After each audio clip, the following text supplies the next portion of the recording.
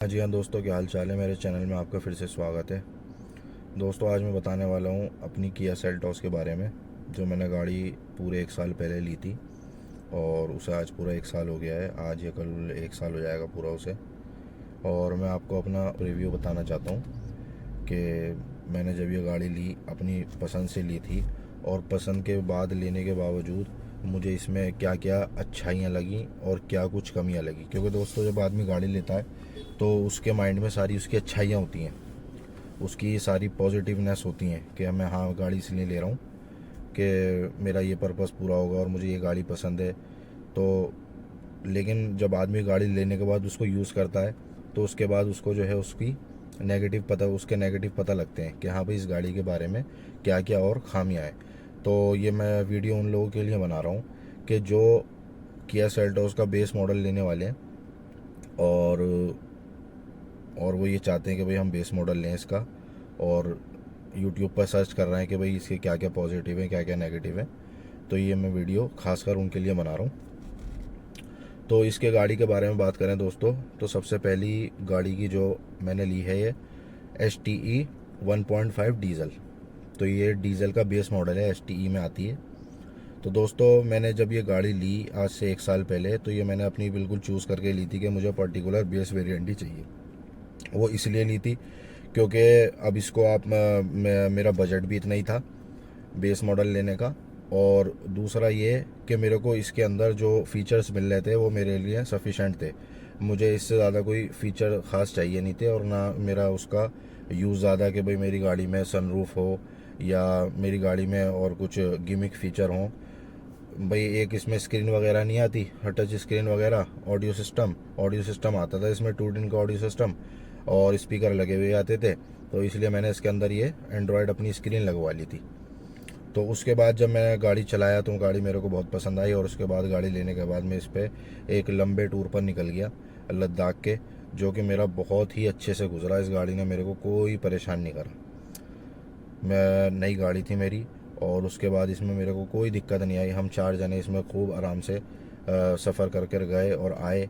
हमारे को कोई दिक्कत नहीं आई चलाने में, कोई पावर इशू नहीं, कोई कुछ नहीं। क्योंकि दोस्तों, इसके अंदर 1.5 का डीजल इंजन आता है, जो कि तकरीबन 115 bhp और 250 न्यूटन मीटर का टॉर्क। दोस्तों बहुत होता है, 250 न्यूटन मीटर टॉर्क बहुत होता है। और वो इस गाड़ी में अच्छी खासी पावर है, उसमें चलाने में बहुत मज़ा आया, कोई दिक्कत नहीं आई।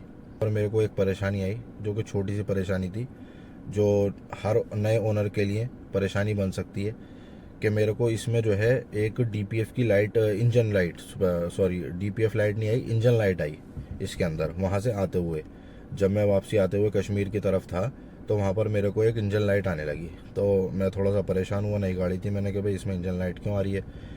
तो दोस्तों, मैंने फिर उसकी कंपनी में फ़ोन करा कि भाई मैं ऐसे ऐसे यहाँ पर आया हुआ हूँ टूर पर, और मेरी गाड़ी में जो है ये इंजन लाइट आ रही है, तो मैं क्या करूँ उसका और क्या दिक्कत हो सकती है। तो उन्होंने कहा कि भाई आपके नियर मेरे को ये बताइए कि मैं आराम से गाड़ी अपनी घर ले जा सकता हूँ। तो उन्होंने वहाँ मेरे से 2-3 चेकअप करने हो गए। उन्होंने कहा कि भाई आप इंजन ऑयल लेवल चेक करो आप इसका, वो ठीक है। आपकी गाड़ी में कोई चलाने में तो कोई इशू नहीं है, कोई हीटिंग प्रॉब्लम तो नहीं है, कोई धुआं वगैरह तो नहीं निकल रहा गाड़ी में से। उन्होंने 2-3 पॉइंट चेक करने हो गए। मैंने कहा नहीं, बिल्कुल ओके मेरी गाड़ी, ऐसा कुछ नहीं है जैसा आप बता रहे हैं। तो उन्होंने कहा कोई दिक्कत नहीं है, आप इस गाड़ी को जो है आराम से अपने घर पर लेकर आइए। जब आप घर पर आ जाएं तो आप हमारे पास इसको सर्विस सेंटर में ले आना। हम घर आने के बाद मैं आराम से, रास्ता सफ़र तय हो गया, कश्मीर से वापस आराम से आए, लाइट जलती रही, इंजन लाइट, कोई प्रॉब्लम नहीं, कोई इशू नहीं आई हमारी। फिर मैं आने के बाद इसको सर्विस सेंटर लेके गया। तो सर्विस सेंटर में इसमें जो है मेरे को उन्होंने ये दिक्कत बताई कि आपका जो है जो इसमें DPF के लिए उन्होंने डीजल पर्टिकुलेट फ़िल्टर लगा रखा है, वो चौक हो गया। तो मैंने कहा भाई ये चौक क्यों हो गया। तो उन्होंने बताया कि भाई ये जो है नया डीजल गाड़ी है, और इसके अंदर जो है हमने डीजल पर्टिकुलेट फ़िल्टर लगा रखा है। तो इसमें कार्बन एमिशंस जो है वो रोकता है वो उसको, ताकि पॉल्यूशन ज़्यादा ना हो। तो वो आपकी गाड़ी थोड़ी सी कम चली वहाँ पर, मतलब कम क्या चली कि आपने ज़्यादा हाई रैप पे नहीं गाड़ी को चलाया, क्योंकि मैं गाड़ी दोस्तों बहुत लाइट फुट चलाता हूँ। तो उन्होंने कहा आपने उसको ज़्यादा हाईवे पर वहाँ पर हाई रैप पे नहीं करा, ताकि वो बर्न होकर निकल सके। तो उन्होंने एक दो बार उसमें प्रॉब्लम आई, कहने की बात, ये बात वीडियो लंबी हो जाएगी थोड़ी सी, उन्होंने सही कर दी, फिर मैं दोबारा गया, मतलब एक दो बार में उन्होंने वो उसका रिजॉल्व कर दिया, वो चली गई, कोई दिक्कत अब तक नहीं आती, मुझे 1 साल हो गया, अब वो कोई दोबारा दिक्कत नहीं आती, उन्होंने रिजॉल्व कर दिया। दूसरी उसकी बात ये है दोस्तों, अब उसको कंपनी ने सॉल्व करने के लिए इसके अंदर भी जो एड ब्लू आता है, जो पहले बड़ी गाड़ियों में आता था, फॉर्च्यूनर वगैरह में, डीजल गाड़ियों में जाता था, तो वो जो है अब एड ब्लू दे दिया है इन्होंने इस गाड़ी में भी, क्रेटा में भी और सेल्टोस में भी। अब आपको जो है वो दिक्कत भी नहीं आएगी, वो जो है एमिशन को, जो कार्बन एमिशन होते हैं उनको खुद ही बंद कर देता है, उसके अंदर जो वो होता है लिक्विड जो वो डालते हैं। ठीक है दोस्तों, ये प्रॉब्लम अगर आप लेना चाहें तो वो तो आपकी ये प्रॉब्लम अब कभी आएगी नहीं, ये सॉल्व हो गई, क्योंकि उन्होंने उसके अंदर वो एड ब्लू ऐड कर दिया। दूसरी दोस्तों अगर मैं बात बताऊं आपको, तो मेरे को इसमें चलाने में डीजल इंजन, बेशक इनका किया का और क्रेटा का पेरेंट कंपनी है, दोनों बहुत ही ज़्यादा रिफाइन है, लेकिन फिर भी इसके अंदर चलाने में जो मेरे को डीजल की एक हार्डनेस जो होती है ना वो लगी। इसकी डीजल की हार्डनेस इसके अंदर है, थोड़ी सी है लेकिन है। हम ये नहीं कह सकते कि भाई अगर ये बिल्कुल रिफाइन है तो इसके अंदर डीजल की एक हार्डनेस नहीं है, वो आती है दोस्तों, थोड़ी सी इंजन में भी आती है, और कभी कभार इंजन में से थोड़ी सी ज़्यादा नॉइज़ आने लगती है, जिससे ये पता लगता है कि हाँ ये डीजल इंजन है। कभी कभार बिल्कुल पता नहीं लगता, गाड़ी आइडल पे खड़ी रहती है कि भाई इसके अंदर कोई प्रॉब्लम है या नहीं है, लेकिन कभी कभार इसके अंदर जो है वो पता लगता है कि हाँ यार ये गाड़ी थोड़ी सी ज़्यादा नॉइज़ कर रही है। तो बस वो दिक्कत है, वो कोई नहीं, वो डीजल गाड़ी लिए हमें मालूम है, हमारे माइंड में है कि भाई डीजल गाड़ी है, तो हम इसको इशू फेस कर लेते हैं, वो कोई नहीं, वो इशू भी नहीं है। मैं आपको एक थोड़ा सा इसका नेगेटिव था वो मैं बता रहा हूँ आपको, क्योंकि पेट्रोल गाड़ी दोस्तों पेट्रोल गाड़ी होती है और डीजल होती है डीजल ही होती है। थोड़ा सा उसको कितना भी रिफाइन कर लो आप, और ऊपर सेगमेंट में चले आओ, आप ऑडी ले लो, मर्सिडीज ले लो, तो उनमें भी ये थोड़ी बहुत रहती है, क्योंकि हमारी एक मैनुअल गाड़ी है, थोड़ा सा उसमें भी लगता है। ऑटोमेटिक होती तो वो थोड़ा सा उसमें नहीं पता लगती। दूसरा मैं एक और आपको बताऊं, इसके अंदर दोस्तों मेरे को एक फ़ीचर जो इसका काम का लगा ना, जो इन्होंने इसके अंदर TPMS दिया था बेस मॉडल के अंदर, टायर प्रेशर मॉनिटरिंग सिस्टम, वो इसका मुझे बहुत अच्छा लगा। वो इस वजह से लगा क्योंकि दोस्तों आजकल जो है गाड़ियों में रेडियल टायर आते हैं, तो वो आप मान के चलो, अगर हम अपनी गाड़ी में 35 PSI का प्रेशर लेके चलते हैं गाड़ी के अंदर टायरों में, तो अगर हमारी गाड़ी का प्रेशर 15 PSI भी हो जाता है ना, तो रेडियल टायर में पता नहीं लगता। वैसे इसके बड़े टायर हैं, 16 इंच के टायर हैं इसके अंदर, वो पता नहीं लगता कि टायर प्रेशर कम हुआ या नहीं हुआ।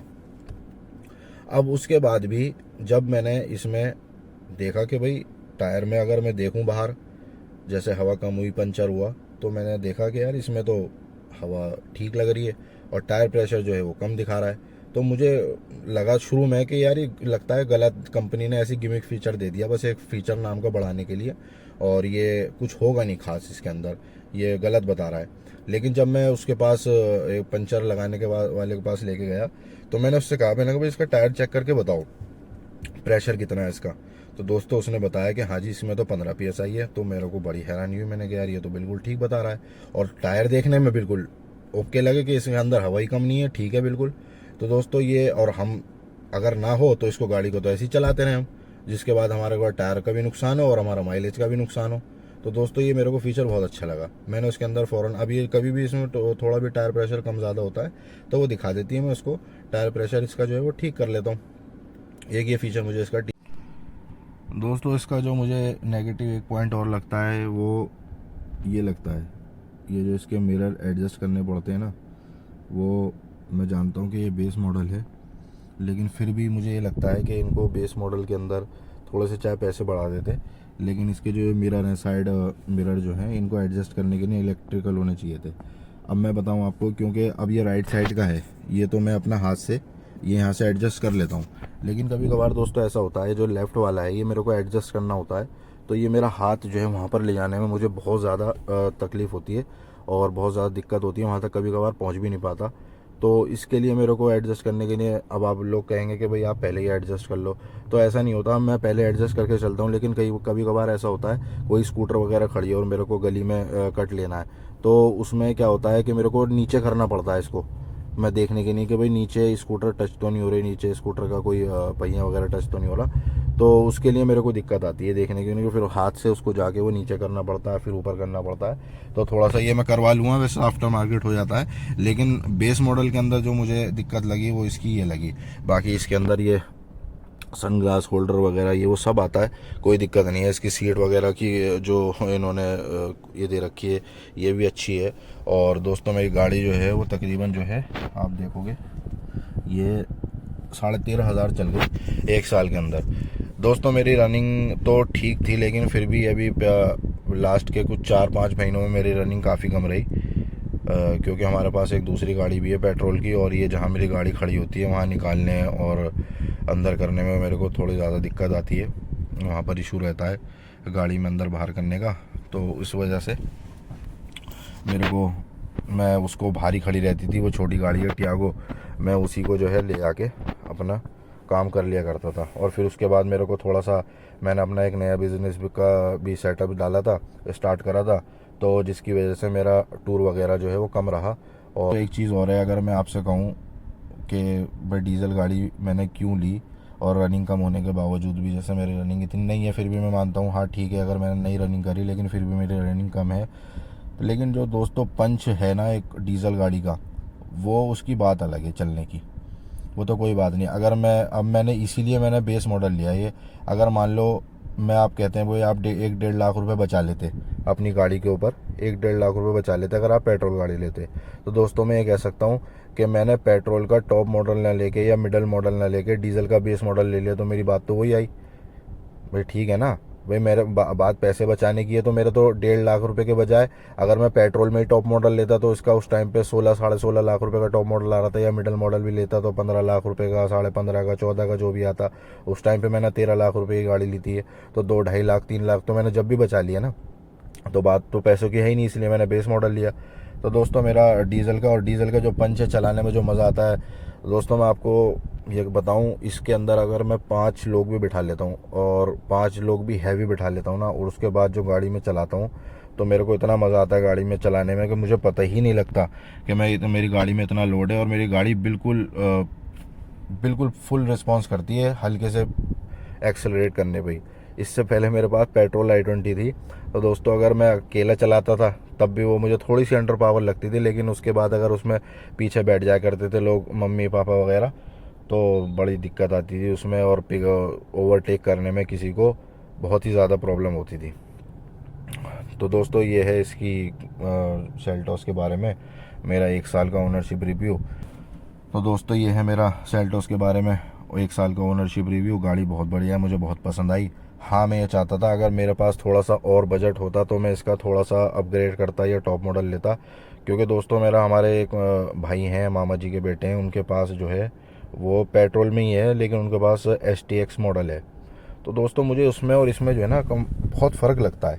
एक तो स्टेयरिंग में इसका डी-कट स्टेयरिंग है ना, लेकिन उसमें लेदर रैप है, लेकिन उसके होने के बावजूद मैं इसमें लेदर रैप करा सकता हूँ, लेकिन उसके बावजूद भी दोस्तों मुझे जो है ऐसा लगता है कि सेल्टोस ने, किया ने टॉप मॉडल के अंदर और बेस मॉडल के अंदर इन चीज़ों में भी, कंफर्ट में भी कुछ फ़र्क रखा है। उसका स्टेयरिंग एक बहुत लाइट सा लगता है मेरे को, और लाइट मतलब इसलिए नहीं कि वो पेट्रोल गाड़ी है, डीजल गाड़ी है, बट आप खुद चलाओगे ना जब आप, मतलब एक एक्सपीरियंस होता है अपना एक वो, तो वो चीज़ अलग है उसके अंदर, उसकी हैंडलिंग अलग है उस टॉप मॉडल की। और भाई इंटीरियर वगैरह तो है ही, जिससे वो बेज वगैरह है उसके अंदर, थोड़ा सा ये ब्लैक है, और बीच से ये होता है भाई जितना लाइट कलर होता है ना उतनी गाड़ी खुली खुली लगती है। और एक चीज़ और देखी मैंने दोस्तों टॉप मॉडल के अंदर STX में, कि इसका पीछे का जो रिक्लाइन एंगल है ना वो थोड़ा सा ज़्यादा है टॉप मॉडल में, जिससे पीछे कंफर्ट ज़्यादा मिलता है। ये आपको कोई बात बताएगा नहीं, कहीं देखी भी नहीं, लेकिन ये मैंने चीज़ जो है उसमें जब कंपैरिजन करी तो ये मेरे को ये चीज़ नज़र आई। तो दोस्तों ये था मेरा कुछ गाड़ी के बारे में एक्सपीरियंस। होप आपको पसंद आया होगा, और आपको जो गाड़ी लेने वाले हैं उनको डिसीजन लेने में थोड़ी सी आसानी होगी मेरी इस वीडियो की वजह से।